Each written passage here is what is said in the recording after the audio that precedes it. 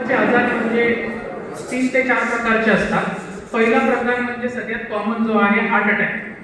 हर 4थ्या व्यक्तीला आज एक हार्टचा प्रॉब्लेम आहे.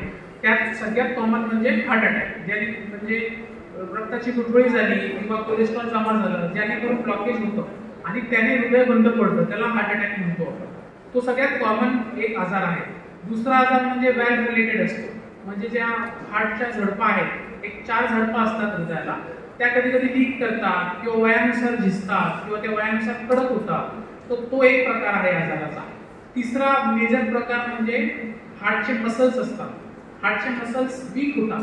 त्याचे वेरियस रिझन्स आहेत, जसं की डायबिटीज आहे, स्मोकिंग आहे, फॅमिली हिस्ट्री आहे, म्हणजे फॅमिलीमध्ये सगळ्यांचंच फॅमिलीमध्ये हार्टचं मसल वीक आहे, ज्याने पंपिंग कमी होतं हार्टचं, त्याच्याकडून त्यांना हार्ट फेलियर असं होतं. हा तिसरा प्रकार. चौथा प्रकार म्हणजे इलेक्ट्रिकल प्रॉब्लेम असतात हार्टचे. हार्टमध्ये पण एक प्रकारचं वायरिंग असतं, जसे काही रक्तवाहिनी असतात तसं एक वायरिंग पण असतं हार्टमध्ये, जे डोके नियंत्रित करतं. त्या वायरिंगमध्ये जर ॲबनॉर्मॅलिटी असेल, म्हणजे एक वायर जर एक्स्ट्रा असेल किंवा वायरिंग एक वायर बंद असेल, तर त्याच्याकडून डोके वाढणं, कमी होणं, अनियमित डोके पडणं, असे एक आजार असतात. असे विविध प्रकारचे हार्ट रिलेटेड आजार असतात. सगळ्यात कॉमन म्हणजे हार्ट अटॅक, जे खूप कॉमन आहे. हर 3ऱ्या ते 4थ्या व्यक्तीला यंग पेशंटला आपण हार्ट अटॅक पाहतो. सो त्याच्याबद्दल थोडीशी आपण चर्चा करू. हा हार्ट अटॅक का होतो? त्या 2 प्रकार येतात. एक तर रक्ताची गुठळी होऊन ब्लॉकेज होऊ शकतं, किंवा थोडं कोलेस्ट्रॉल जमा होऊन रक्तवाहिनी, त्याच्यामुळे ब्लॉकेज होऊ शकतो. आता रक्ताची गुठळी जी आहे ती का बनते, त्याचे पण वेगवेगळे कारणं आहेत. स्मोकिंग आहे, कोलेस्ट्रॉल आहे, जे आता वॅक्सिन आता म्हणतो आपण, वॅक्सिन रिलेटेड काही थिअरीज आल्या त्याच्यामुळे आहे, किंवा कोणाला रक्त घट्ट असण्याची फॅमिली हिस्ट्री आहे, ती रक्ताची गुठळी कुठे येऊ शकते, त्याच्यामुळे पण हार्ट अटॅक होते. सो जे कोलेस्ट्रॉल डिपॉझिट होण्याचं जे प्रक्रिया आहे त्याला अथेरोस्क्लेरोसिस असं म्हणतो आपण मेडिकल टर्म्समध्ये. म्हणजे काय होतं, जे कोलेस्ट्रॉल आहे थोडं रक्तवाहिनीत जमा होतं. आता हे कुठे कुठे जमा होऊ शकतं, जिथे रक्तवाहिनी जाते तिकडे जमा होऊ शकतं. आता रक्तवाहिनी सगळीकडेच जाते. त्यातले मेजर अवयव म्हणजे हार्ट आहे, किडनी आहे, ब्रेन आहे, डोळे आहेत, लिम्स आहेत, पेरिफेरल लिम्स आहेत, म्हणजे हात पाय. जिकडे जर हाताला पायाला जर ब्लॉकेज झालं तर गँग्रीन होतं, हार्टला झालं तर हार्ट अटॅक येतो, किडनीला झालं तर किडनी फेल्युअर होते, ब्रेनला झालं तर स्ट्रोक होतो. तर ह्याच्यासाठी आपण काय करायला पाहिजे, हे कोलेस्ट्रॉल कसं कमी राहायला पाहिजे, किंवा हे जी रिस्क आहे हार्ट अटॅकची तिला कमी कशी ठेवायची, याला एक 5 ते 6 प्रॉब्लेम्स आहेत, जसे की स्मोकिंग, अल्कोहोल, डायबिटीज, बीपी आणि डाएट आणि एक्सरसाइज. या एक 4-5 पॉईंटच्या अवतीभोवती कोलेस्ट्रॉलचं प्रमाण व्हेरी होतं. तर जे हार्टचे जे सिम्पटम्स असतात ते खूप व्हेरिड असतात. म्हणजे खूप वेगवेगळे टाईपचे असतात. कोणाला कधी कधी काहीच त्रास होत नाही, म्हणजे एखाद्याला कधी कधी पेनही होत नाही, पण डॉक्टरकडे गेले की असं डॉक्टर सांगतात की हार्ट अटॅक येऊन गेलेला आहे किंवा ब्लॉकेज झालेला आहे, आता पंपिंग कमी झालेला आहे. असे पण काही कॅटेगरीचे पेशंट असतात की 10 ते 15% पेशंट असतात. दुसरे कॅटेगरीचे पेशंट असतात की त्यांना चेस्ट पेन होतं, छातीत भरून आल्यासारखं होतं, काहींना चालले की छातीत दुखतं. म्हणजे टिपिकल हार्टचं पेन जर म्हटलं, जर आयडेंटिफाय करायचं असेल कोणाला, तर एखादा व्यक्ती असा असतो की तो म्हणतो की मला दुखतंय छातीत, तर चालले की दुखतं, पण तो थांबले की ते इमिजिएट विदिन सेकंड्स ते कमी होऊन जातं. हे टिपिकल हार्टचं दुखणं असतं. टिपिकल हार्टचं दुखणं जे असं भरून आल्यासारखं असतं, ते असं कधी पण पेशंट येतो, जेव्हा आत येतो तो म्हणतो छातीत, जर विचारलं त्याला कुठे दुखतंय, तर तो असा हात ठेवतो. तो कधीच असा हात ठेवत नाही, बोट कधीच ठेवत नाही. जर तो बोट ठेवत असेल तर चान्सेस खूप कमी असतात की ते लोकलाइज पेन, हे हार्ट रिलेटेड पेन नाही. सो जे हार्ट रिलेटेड पेन असतं ते खूप असं डल असतं, सगळीकडे होते छातीत, असं पेशंटला समजत नाही ॲक्च्युली नेमकं कुठे होतंय, मागे होतंय, पुढे होतंय, आणि ते खूप सिव्हिअर असतं. सो कधी पण एक सिव्हिअर पेन जर झालं इन केस, तर एक फक्त एक ECG, साधा ECG असतो, आता कुठेही अवेलेबल असतो. आता आपल्या इथे पण डिस्पेन्सरी आहे तिथे ECG अवेलेबल आहे. एक ECG करून घेणं खूप महत्त्वाचं. आपल्याला किती घाई करायची पुढे जाऊन हे त्या ECG मध्ये ॲटलिस्ट तेवढं कळतं की आता इमर्जन्सी आहे की नाही, ते आपल्याला सांगतं. तिसरी कॅटेगरीचे पेशंट अशी आहेत की त्यांना चक्कर येते, ते बेशुद्ध पडतात. आता त्या बेशुद्ध पडायचं म्हणजे प्रत्येक वेळेस हार्ट अटॅक येत नाही असं नाही. तर जसं मी म्हटलं इलेक्ट्रिकल प्रॉब्लेम्स आहेत हार्टचे, त्याच्यामुळे पण बेशुद्ध पडतात. तर तो एक third category patient. Next slide. Next. आता हे बघा, एक अँजिओग्राफीचा फोटो आहे. आता जो वरचा जो फोटो बघितला तुम्ही, ते जो ॲरो दिलाय त्याच्या पुढे रक्तवाहिनी पूर्णपणे बंद आहे. असा असतो हार्ट अटॅक, पूर्णपणे ब्लॉक झाली. त्याच्यानंतर अँजिओप्लास्टी केल्यानंतरचा जो खालचा फोटो आहे, ती रक्तवाहिनी बघा पुढे एक आता पाईप दिसतोय ब्लॅक कलर, तो चालू झालेला आहे. तर हा पोस्ट अँजिओप्लास्टी हा एक इमर्जन्सी पेशंट ज्याला रक्तवाहिनी पूर्णपणे बंद पडली आहे, ती आता चालू केल्यानंतर ती तशी दिसते. याला म्हणतात हार्ट अटॅक. त्याच्या पुढची अजून एक स्लाइड आहे. जे व्ही सारखं जे आहे दोन पाईप आहेत ते असे थोडे थोडे थोडे थोडे छोटे बारीक झालेले आहेत दोन्ही साईडला. खालचा फोटो जर बघितला एकदम रेग्युलर आहे, पोस्ट स्टेंटिंग आहे. तो जो वरचा फोटो जो आहे ना, तो असा जागी जागी जागी जे ब्लॉकेजेस आहेत ते एका स्मोकरचा आहे. जो स्मोकिंग करतो त्याच्या रक्तवाहिनी अशी असतात, जागी जागी असे थोडे थोडे थोडे ब्लॉकेजेस असतात, which is very difficult to treat. कुठे कुठे स्टेंट टाकणार आपण? एका जागी जर ब्लॉक असेल तर तेवढं स्टेंट टाकून आपण बाहेर येऊ. पण मग एकाच रक्तवाहिनी 4 जागी जर ब्लॉक असतील तर आपण 4 स्टेंट नाही टाकू शकत, कारण मग ते परत खराब व्हायची रिस्क तेवढीच आहे. Smoking is very dangerous. म्हणजे even single smoke is very dangerous.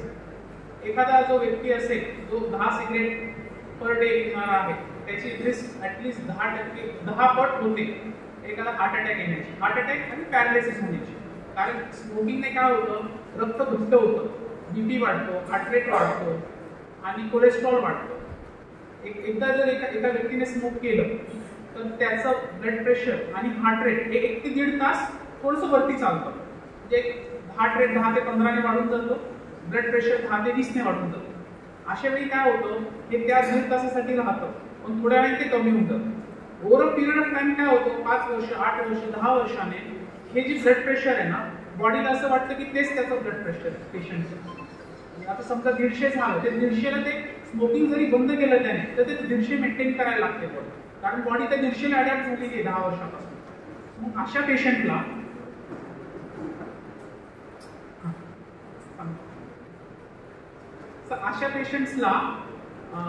Blood pressure हा लॉंग टर्म होऊन जातो.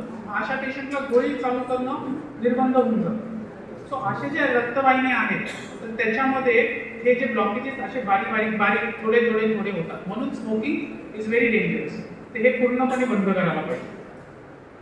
तर हार्ट अटॅकसाठी कुठले patients are at high risk, म्हणजे कोलेस्ट्रॉल वाढलेला पेशंट आहे, डायबिटीज, ब्लड प्रेशर, अल्कोहोल जास्त कंटेंटमध्ये, जास्ती प्रपोर्शनमध्ये, आणि हाय कोलेस्ट्रॉल असलेला पेशंट, आणि फॅमिली हिस्ट्री असलेला. फॅमिली हिस्ट्रीवाल्यांना आम्ही थोडंसं जास्ती प्राधान्य देतो. बिकॉज जर फॅमिली हिस्ट्री घरात असेल, कोणाला यंग हार्ट अटॅक झालेला आहे, समजा वडिलांना 35व्या वर्षी हार्ट अटॅक आलेला, त्यांच्या मुलांनाही तेवढीच रिस्क राहते 30 ते 40 मध्ये परत हार्ट अटॅक येण्याची. म्हणून अशा व्यक्तीला is always at high risk of getting another heart attack फॅमिलीमध्ये. सो ह्या पेशंट्समध्ये नेहमी आम्ही जास्त ॲग्रेसिव्हली इन्व्हेस्टिगेट करतो, जास्ती महत्त्व देतो आणि जास्त फ्रिक्वेंटली चेकही करतो त्या लोकांना. तसं हे जे आहे हे सगळं हार्ट अटॅक, कोलेस्ट्रॉल हे प्रिव्हेंट करायला काय करायला पाहिजे? सगळ्यात महत्त्वाचं आहे डाएट, दुसरं आहे एक्सरसाइज, तिसरं आहे शुगर कंट्रोल आणि बीपी कंट्रोल. या 4 गोष्टी आहेत खूप महत्त्वाच्या आहेत. सगळ्यात फर्स्ट म्हणजे डाएट. डाएट म्हणजे काय? We should maintain calorie. एक दिन का कैलोरी जो है हार्ट एक इंसान का 30 to 50 ईयर्स ऑफ एज के बीच में शुड बी 2,500 से 3,000 किलो कैलोरीज. अगर आप उससे ज़्यादा कंज्यूम कर रहे हैं तो फिर उसको आप यूज़ भी करना चाहते हैं. अगर आप यूज़ नहीं कर रहे तो वो स्टोर हो जाएगा, फैट बन जाएगा. तो ज़रूरी है कि आप इंटेक और use of calorie should be balanced. अगर आप वो बैलेंस वो पॉजिटिव चला जाएगा तो वो जमा हो जाएगा, फिर वेट गेन होगा, कोलेस्ट्रॉल बढ़ेगा, बीपी बढ़ेगा, शुगर बढ़ेगा, और जिनमें अगर ये फैमिली हिस्ट्री है तो उनमें और जल्दी बढ़ेगा. सो इसीलिए diet, balance diet is more important. कुछ लोग रहते हो तो पूरी तरह स्किप कर जाते हैं डाइट को. तो आई डोंट फील कि पूरी तरह से स्किप करना is right. Maintaining a balance diet is more important. Balance diet म्हणजे काय आता, म्हणजे ज्याच्यात शुगर कमी आहे, सॉल्ट कमी आहे, प्रोटीन जास्ती आहे, फायबर जास्ती आहे, कोलेस्ट्रॉल म्हणजे फॅट कमी आहे, आणि कार्ब्स कमी आहे. कार्ब्स म्हणजे काय, जे उपवासाचे पदार्थ आहेत जसे की साबुदाणा आहे, वरई आहे, ज्याला एनर्जी येते, बटाटा आहे, म्हणून ते उपवासाचे पदार्थ आहेत. त्याच्यात कार्बोहायड्रेट खूप असतं, ते इन्स्टंट सोर्स ऑफ एनर्जी असते. So that has to be used or not taken direct. So protein intake जास्ती असायला पाहिजे, कार्बोहायड्रेट कमी असायला पाहिजे. राईस आहे, कार्बोहायड्रेट खूप आहे त्याच्यात, म्हणून असे जे पदार्थ आहे ते अवॉइड करायला पाहिजे. किंवा मग सॉल्ट आहे, आता पॅक फूड येतात आजकाल, तर त्यात इतकं सोडियम कंटेंट असतं, आपल्याला असं वाटतं तरी ते खारट जरी नसेल लागत तरी त्यात जे सोडियम कंटेंट आहे ते खूप. आता मॅगी ती खारट तर लागत नाही, म्हणजे असं वाटत नाही की खूप मीठ टाकलं, पण त्याचं सोडियम कंटेंट जर तुम्ही वाचलं तर त्यात खूप सोडियम कंटेंट, त्याच्यामुळे ब्लड प्रेशर, त्याच्यामुळे हार्टवरती लोड येणं खूप कॉमन आहे. सो पॅक फूड जे पण पॅक भेटतं ना ते बंद करायला पाहिजे. पॅक म्हणजे त्याच्यात एकतर पाम ऑइल असतं, किंवा त्यात सॉल्ट असतं, किंवा शुगर असतं, किंवा मैदा असतो. हे 4 पदार्थांनी कुठलंही पॅक फूड बनवलेलं. तुम्ही जर लेबल्स बघितले एखाद्या पॅक फूडचे, कुठलेही पदार्थ असतात, म्हणजे आईस्क्रीमपासनं, बिस्किटपासनं, any pack item from the store you pick, it will be made of either 4 items: maida, palm oil, sugar आणि सॉल्ट. या 4च इन्ग्रेडियंट असतात त्याच्यात. बाकीचे इन्ग्रेडियंट 2%, अर्धा टक्का. म्हणजे एखादं बिस्किट विकलं असेल त्यांनी व्हॅनिलाचं, त्यात अर्धा टक्काच व्हॅनिला असेल, त्यात अर्धा टक्काच आटा असेल. किंवा ओट बिस्किट म्हणून विकलं, ते ओट मैदाचाच असतो, त्यात 5% ओट असतं. ते ब्रँड ओट म्हणून केलं जातं, म्हणून ते विकलं जातं. मार्केटिंग स्ट्रॅटेजी असते प्रत्येक कंपनीची. आता बोर्नव्हिटा पण आपण म्हटलं, त्यात शुगर कंटेंट इतकं आहे, पण ते हेल्दी ड्रिंक म्हणून विकलं जातं. Boost, Milo, these are healthy drinks असं वाटतं आपल्याला ॲडव्हर्टाईज बघून, पण त्याच्यात शुगर कंटेंट जर बघितलं तर इतकं कॅलरीज आहे, which is not good. So हे फक्त मार्केटिंग स्ट्रॅटेजी. एनिथिंग पॅक जर उचललं तुम्ही तर त्यात ते 4 तुम्हाला शुगर, सॉल्ट, मैदा आणि पाम एवढंच भेटेल. So pack food should be avoid सगळे. त्याच्यानंतर काही पेशंट्स मला विचारतात की ऑइल कुठलं वापरायचं घरात. तर मला तरी असं वाटतं की एक बॅलेन्स्ड असायला पाहिजे.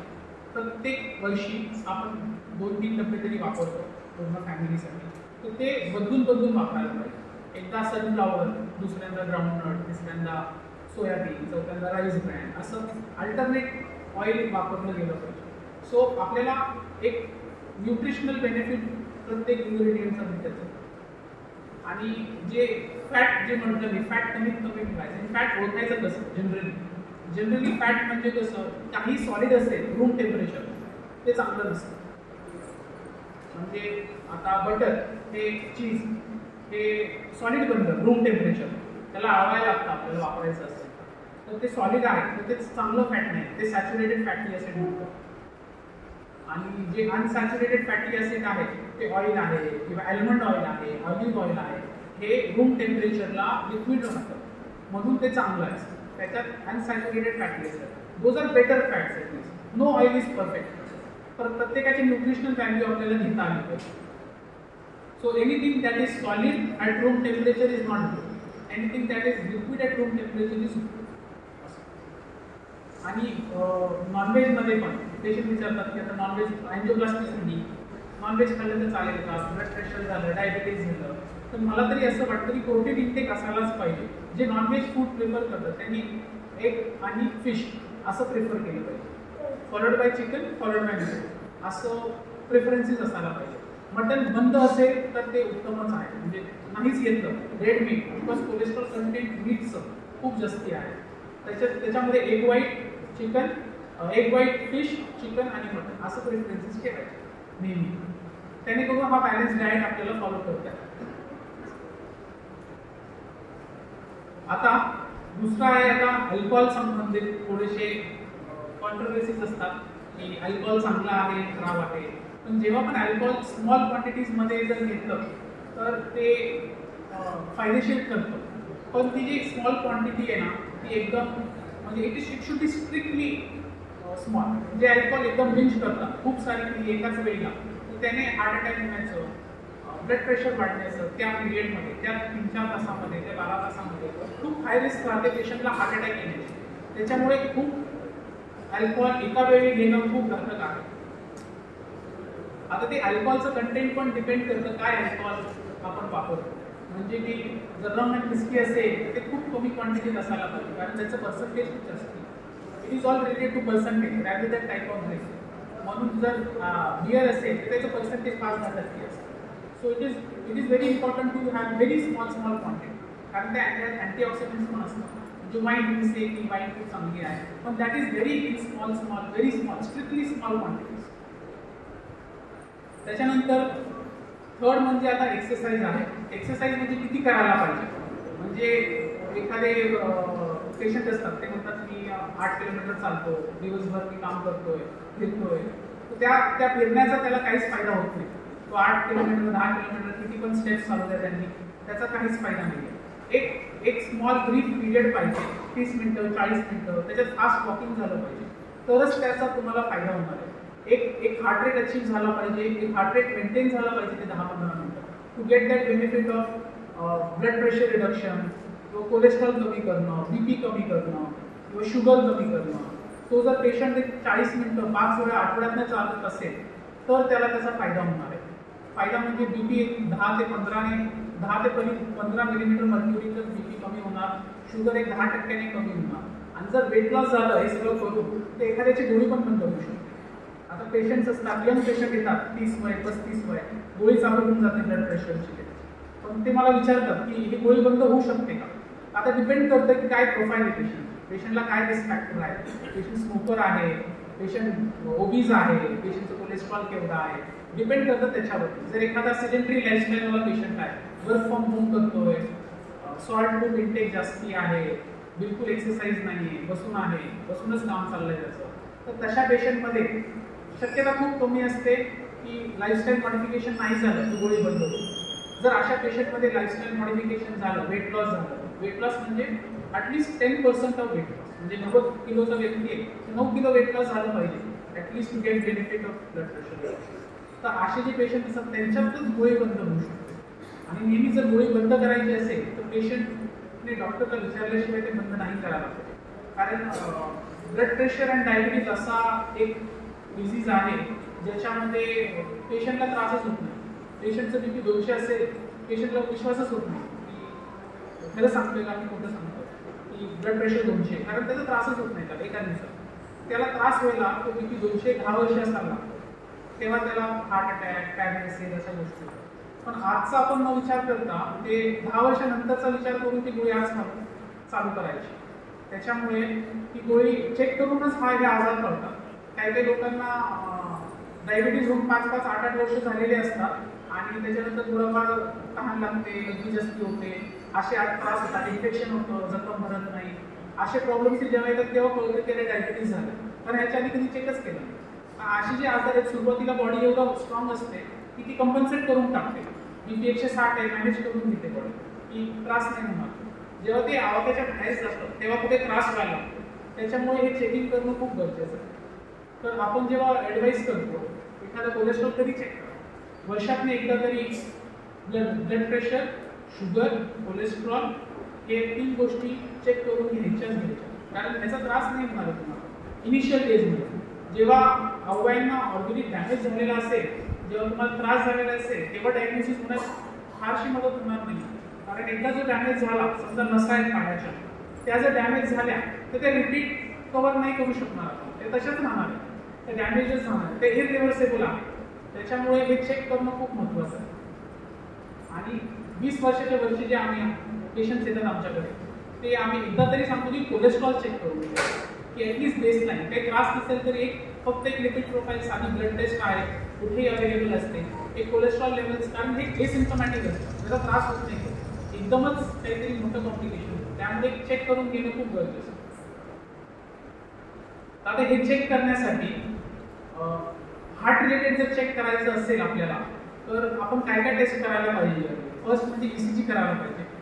एक 2D एको असतो, हार्टची सोनोग्राफी असते, त्याच्यात आपल्याला डायल लिकेजेस, पंपिंग हार्टचं, हृदयाची साईज काय आहे, प्रेशर्स काय आहे हृदयामध्ये, त्या सगळ्या गोष्टी करतात. तिसरं आहे ट्रेडमिल टेस्ट. ज्या पेशंट्समध्ये हे दोन्ही नॉर्मल येतं त्यांना आम्ही चालवून बघतो आणि चालवता त्यांचा ECG होतो. त्या ECG मध्ये आज जर काही ब्लॉकेजेस असतील तर त्या ECG मध्ये दिसायला लागतात चालत्या पेशंटमध्ये. आणि जेव्हा रक्तपुरवठा कमी पडतो चालल्यानंतर ते त्या स्ट्रेस टेस्टवर दिसतो. तर असं ह्या जे 3 ते 4 टेस्ट आहेत ह्या आपण इयरली करायला पाहिजे. आणि ज्यांच्यात फॅमिली हिस्ट्री आहे, घरच्यांमध्ये जर प्रॉब्लेम आहे हार्ट रिलेटेड ब्लॉकेजेस स्पेसिफिकली, त्या लोकांमध्ये थोडंसं ॲग्रेसिव्हली म्हणजे आवर्जून चेक करायला पाहिजे. काही फोटोज आहेत ॲक्च्युली, स्ट्रेसनेस कशी दिसते, ECG कसा दिसतो, एकदम बेसिक गोष्टी आहेत. पुढे आहे असा एक ECG असतो, एकदम बेसिक गोष्ट आहे. कुठे गावात जरी असला तुम्ही, चेस्ट पेन झालं, काही झालं, छोटा ECG केला तर तुम्हाला कळेल की काही प्रॉब्लेम पुढे जायचं नाही जायचं, तिथे थांबायचं. हाय स्ट्रेस असते. आपली जिममध्ये ट्रेडमिल कशी असते तशी ट्रेडमिल असते क्लिनिकमध्ये, त्याच्यावर चालवतो आणि सोबत ECG रन होत असतो. आणि 2D एको असतो, त्याच्यात सोनोग्राफी असते. आपल्या पोटाची कशी असते सोनोग्राफी, त्या प्रकारे ती सोनोग्राफी असते. सो ही अशा तपासण्या आहेत हार्ट रिलेटेड. तुम्हाला काही प्रश्न आहेत का ज्याने साधे सोपे काही साधे प्रश्न असतील तरी ते तुम्ही विचारा. हां, तर तुम्ही 4 कारणं सांगितली की ब्लॉकेज कशाला होतं. तर अशी काही आम्ही बघितली डोळ्यासमोर, किंवा एखाद्याची जर मानसिकता थोडी कमी कमी होत चालली किंवा त्याला तो जो त्रास व्हायला लागला, तर अशांना तो हार्ट नेमकं कशामुळे होतं. त्याला BP नाही, शुगर नाही, काही नाही, साधारणतः 40-45च्या आसपासचं वय, परंतु थोडं आपल्याला कळतं की बाबा ह्याला काहीतरी मानसिकतेचा त्रास आहे. मग तो हार्ट अटॅक आहे की आणखी काय आहे. ते ECG करून कळेल आपल्याला. सोपा ECG जसं मी दाखवलं तुम्हाला. नाही नाही नाही, हे आलं लक्षात. ECG वरनं आपल्याला कळेल की त्याला हार्ट अटॅक आला की नाही. परंतु जसं तुम्ही बोलला किंवा सिगारेट आहे किंवा ड्रिंक आहे, जे एनिवे की ज्याच्यामुळे जास्ती त्रास होतो, तर हे कसं कळणार. ECG मुळे कळणार, परंतु तो अटॅक कशा प्रकारचा असतो ते कसं आहे. त्याला एक कारण नाहीये. आपण कधीच एखादी अशी टेस्ट घेत नाही की ह्या कारणामुळे त्याला हार्ट अटॅक आला, किंवा पेशंटला डायबिटीज आहे, BP आहे, त्याला हार्ट अटॅक डायबिटीजमुळे आला, BP मुळे आला, स्ट्रेसमुळे आला, मानसिक स्ट्रेसमुळे आला, किंवा त्याचं लाईफस्टाईल आहे त्याच्यामुळे. अशी कुठलीच टेस्ट घेत नाही की ते सांगेल आपल्याला. सगळे जे आहेत हे जे रिस्क फॅक्टर हे सगळे कॉन्ट्रीब्यूट करतात थोडं थोडं थोडं. म्हणजे स्ट्रेस आहे एखाद्याच्या लाईफमध्ये, त्याला रक्ताची क्लॉट त्याने स्ट्रेसमुळे पण होते. एखाद्याला स्ट्रेसमध्ये पण हार्ट अटॅक येतो, काही भांडणं झाली, कुठे वाद झाला तर चेस्ट पेन व्हायला लागतं. स्ट्रेसने पण ह्या गोष्टी ट्रिगर होतात, पण ह्याला काही टेस्ट येणार नाहीये की हे माहिती करायला हे कशामुळे येतं. हे नेहमीच एक कॉन्ट्रीब्युटिंग फॅक्टर्स असतात थोडे थोडे. एक रिझन असं कधीच आपल्याला सांगता येणार नाही, तुम्ही सांगू शकणार नाही तुम्हाला की तुम्हाला या स्ट्रेसमुळेच हार्ट अटॅक आला, तुम्हाला BP मुळेच हार्ट अटॅक आला, असे काहीच येत नाही. पण हे सगळे कॉन्ट्रीब्युटिंग आहेत, सगळ्यांचा थोडा थोडा रोल आहे त्याच्यामध्ये.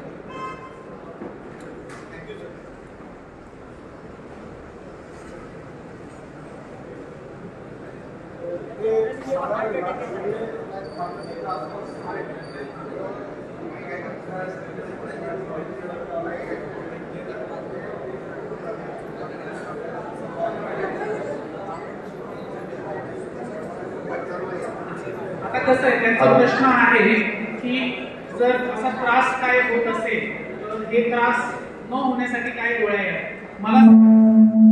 मला असं वाटतं की डायरेक्टली ब्लाइंडली गोळ्या घेण्यापेक्षा जर काही आजार आहे तो माहिती करणं गरजेचं आहे.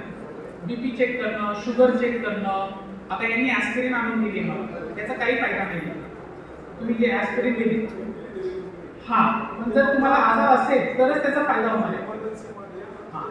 आता ही पण इमर्जन्सी मध्ये काम करणार नाही. ही जी आहे ना, ही गॅस कोटिंग केलेली गोळी, कोटिंग, याला गॅस्ट्रिक कोटिंग आहे, याला 1.5 तास तरी लागेल वितळायला, तर याचा काही फारसा रोल येत नाही ॲस्पिरिनचा. ती दुसरी जर चेस्ट पेन झालं, जर हार्ट अटॅक असेल तर ही गोळी आपण असं जिभेखाली ठेवतो. पण मला असं वाटतं की ही गोळी ठेवायला पाहिजे एवढंच आहे. पण त्याचं निदान झालं पाहिजे की हा हार्ट अटॅक आहे. जर दुसरा प्रॉब्लेम असेल, BP डाऊन झाला असेल दुसऱ्या कारणामुळे, तर ह्या गोळीने त्रास वाढणार आहे. त्याचं निदान झालं पाहिजे, त्याला डॉक्टरकडे नेलंच पाहिजे.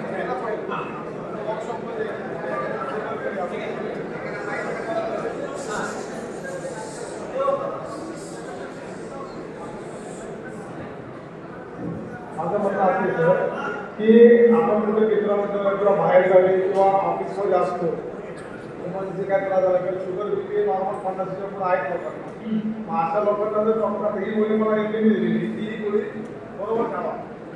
ह्याच्या संदर्भात माझं असं म्हणणं आहे की डॉक्टरच्या विचारातून सजेस्ट करायला कुठला बरोबर गोळा ठेवा. नाही कसं आहे, आजारी माणूस म्हणजे योग्य माणूस आणि गोळी त्याला आजार आहे बीपी शुगर आहे ते सुद्धा किंवा त्याला काहीच आजार नाही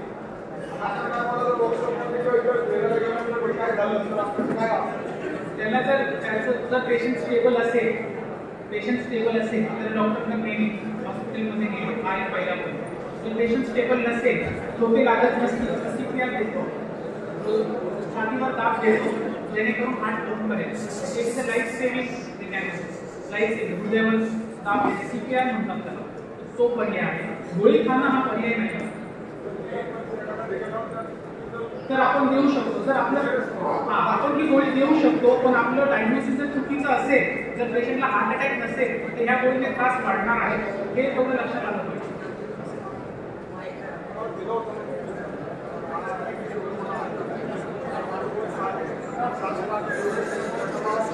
तुम्ही अशी स्ट्रेस टेस्ट हे करून घ्या.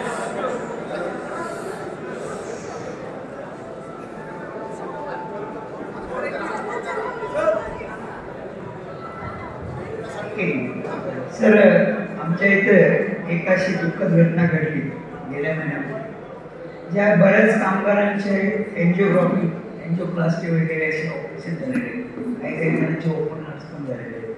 अशा लोकांना इथं आल्यानंतर गॅसमुळे किंवा कोणत्या इतर कारणामुळे अचानकपणे असा कोणता असा अटॅक येतो, अशा या जवळजवळ 2-4 वर्षात 7-8 कामगार आमचे त्या अटॅकमुळे वाढून गेले. तर अशा जे काही एन्जिओप्लास्टी, एन्जिओग्राफी किंवा ओपन हार्ट झाले, अशा लोकांना इमर्जन्सी कोणते तरी मेडिसिन्स वगैरे सोबत ठेवायला पाहिजे याची सांगा. आता ते चेस्ट पेन जर झालं तुम्हाला तर ते वेरियस कारणांनी होऊ शकतं. पित्त जरी झालं, गॅस्ट्रायटिस झालं तरी, आता ते गॅस्ट्रायटिसमध्ये जर तुम्ही ती ॲस्पिरिन खाल्ली तर गॅस्ट्रायटिस वाढणार आहे, हे नक्की. जर हार्ट अटॅक आला असेल आणि त्याने दुखत असेल तरच त्याचा फायदा होणार आहे. पण अशी जी काय औषधं डिस्प्लिन असते ना आपली, ती ठेवायला पाहिजे. एक सॉर्बिट्रेट त्यांनी जी दाखवली ती ठेवायला पाहिजे. त्या 2 गोळ्या आहेत तेवढ्याच ठेवायला पाहिजे आणि ECG मशीन असायला पाहिजे. या 3 गोष्टी जरी असतील कॅम्पसमध्ये तरी तुम्हाला एक लाईफ सेव्हिंग गोष्ट तुम्हाला रेफर करायचं पटकन हे अंदाजा येऊन जाईल. डिस्प्लिन म्हणजे पाण्यात टाकून घ्यायला पाहिजे. ती कोटिंगवाली गोळी नाही ठेवायची. डिस्प्लिन पाण्यात जी आपण डोकेदुखीसाठी घेतो ना, ती गोळी असायला पाहिजे, कारण ती मग तोंडापासून पोटापर्यंत ॲब्झॉर्ब होत जाणार आहे. ही जी दिली आहे इकोस्प्रिन, ती पोटात जाऊन ॲब्झॉर्ब होणार आहे, डिस्प्लिन तोंडातून ॲब्झॉर्ब होणार आहे.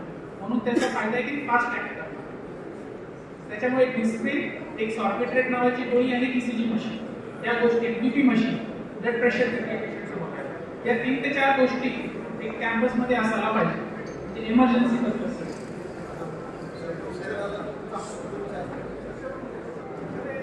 शरीरासाठी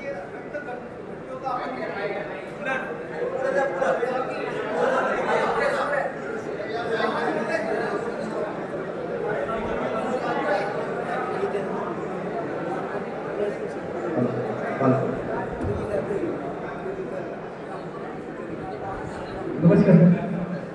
जसं आपण ब्लड घडतो शरीरात, त्याचं लिमिट किती आहे?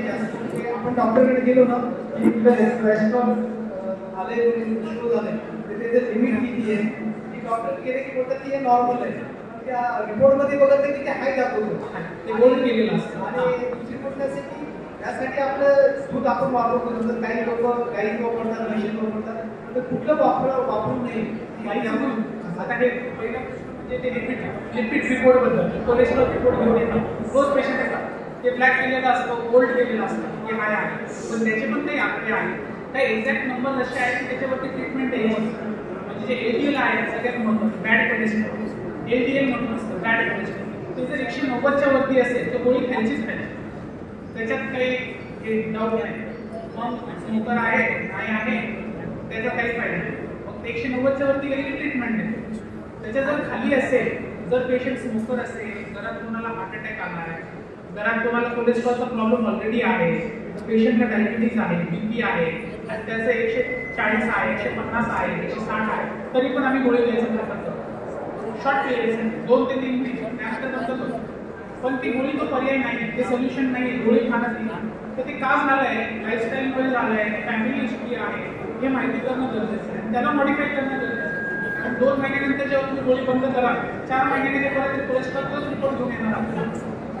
म्हणून वॉकिंग करणं, आता जर तुमची लाईफस्टाईल चांगली नाही तर ती मॉडिफाय करणं हे जास्त महत्त्वाचे गोळी खाण्यापेक्षा. मग गोळी फक्त एक ब्रिज आहे आपल्याला, की थोड्या पिरियडसाठी आपण जोपर्यंत आपल्याला बेनिफिट भेटत नाही एक्सरसाइजचा तोपर्यंत आपण ती गोळीचं हेल्प घेतो. पण ते मूळ कारण त्याचं शोधणं ते गरजेचं आहे. सो जेव्हा ते होल्ड करतो तेव्हा त्याचं जे होल्ड येते रिस्क फॅक्टर काय आहे ते डॉक्टर ते विचार करून सांगतात की गोळी गरज नाही जरी ते गोल्ड असेल.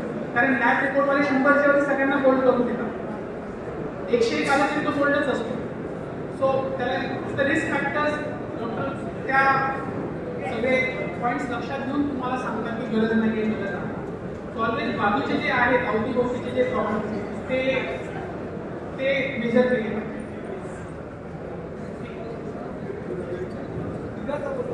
दुधाबद्दल आता गाईचं दूध आहे म्हशीचं, गाईचं दूध इज बेटर कारण फॅट कंटेंट खूप आहे, खूप कमी आहे म्हशीमध्ये. आणि दोन्ही दूध याचं फक्त साई काढून घ्यायला, दोन्ही दूध चांगले पण प्रिफर्ड गाईचं असतं साई काढून.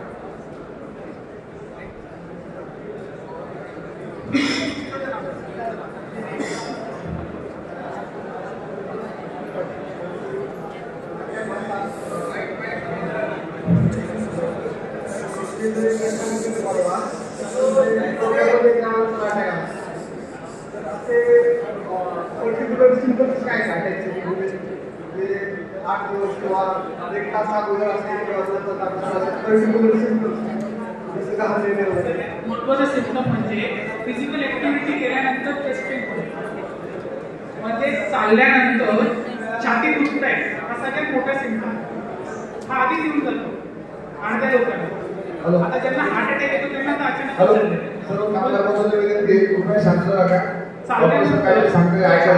चालल्यानंतर ते बरं होत असेल तर तो हार्टचा प्रॉब्लेम आहे. ते काय होत आहे बेसिकली ब्लॉकेज आहे 70% 80% 90%, ते चालले की कमी पडत आहे आणि थांबले की सफिशियंट राहते. म्हणून असे जे आहेत पेशंट त्यांनी कन्सल्टेशन घ्यायला पाहिजे कार्डिओलॉजिस्ट. हे प्रायर सिम्पटम्स आहेत. किंवा चक्कर येऊन कोणी पडणार आहे, कोणाला फक्त स्वेटिंग झालं, एखादे पेशंट येतात रात्री स्वेटिंग झालं 2-3 वाजता, अर्धा तासानंतर बरं झालं, पण ते बॉडी पण थोडं कम्पन्सेट करते. सकाळी येतात म्हणते तोपर्यंत इव्हेंट झालेला असतो. काही काही लोकांना सहन होतो, माहिती पडत नाही की अर्धा तास त्रास खूप दुखलं पण मग ते थोड्याने बरं झालं आणि मग ते झोपून गेले. मग ऍसिडिटी रिलेटेड बोलून ते कधीतरी नेक्स्ट लिफ्टिंगला किंवा काही दिवसांनी होतं तोपर्यंत मग कळलं की तो अटॅकच नाही. प्रत्येक वेळी असं होत नाही की पेशंट पोहोचत नाही, असं होतं की पेशंट पोहोचत नाही हॉस्पिटलला की खूप मोठा मेजर अटॅक. असं पण होतं की तो अटॅक आला आहे आणि तो नीट पण झाला, पण प्रत्येक वेळी कन्सल्टेशन देणं खूप गरजेचं आहे.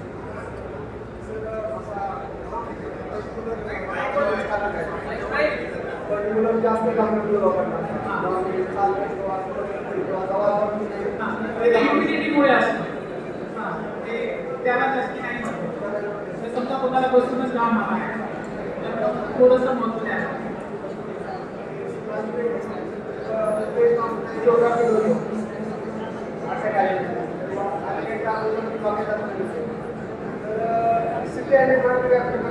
एक सिटी एन्जॉय म्हणजे सिटी स्कॅनमध्ये टाकतो. जसं आपण एका सिटी करतो, सिटी स्कॅन MRI करतो, सिटी स्कॅनमध्ये टाकतात आणि रक्त वाढते. पण त्याच्यात काही आलं तर अँजिओग्राफीच करायची. हा अँजिओग्राफी म्हणजे ब्लॉकेजसाठीच होती. सिटी अँजिओ ब्लॉकेजसाठीच होती, दोन्ही ब्लॉकेजसाठी होती. हेलो, थोड़ा समय की कमी है, डॉक्टर साहब का नंबर आपको दे देंगे, आप फोन करके भी अपनी जो प्रॉब्लम को पूछ सकते हैं. समय होने जा रहा है, अगर हम ऐसे पूछते रहेंगे तो हम लोग 4 बजे तक बैठना पड़ेगा. तो कुछ देर बचे उसके बाद कारण को समाप्त भी कर देंगे.